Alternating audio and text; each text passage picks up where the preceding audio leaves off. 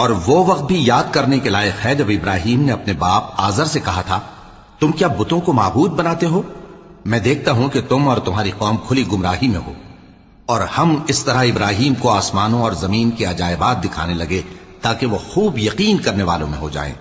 یعنی جب رات نے ان کو پردہ تاریکی سے ڈھانپ لیا تو آسمان میں ایک ستارہ نظر پڑا، کہنے لگے یہ میرا پروردگار ہے۔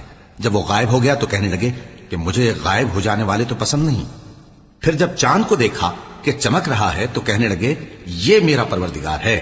لیکن جب وہ بھی چھپ گیا تو بول اٹھے کہ اگر میرا پروردگار مجھے سیدھا رستہ نہیں دکھائے گا تو میں ان لوگوں میں ہو جاؤں گا جو بھٹک رہے ہیں۔ پھر جب سورج کو دیکھا کہ جگمگا رہا ہے تو کہنے لگے میرا پروردگار یہ ہے، یہ سب سے بڑا ہے۔ مگر جب وہ بھی غروب ہو گیا تو کہنے لگے لوگوں، جن چیزوں کو تم اللہ کا شریک بناتے ہو میں ان سے بیزار ہوں۔ میں نے سب سے یکسو ہو کر اپنے آپ کو اسی ذات کی طرف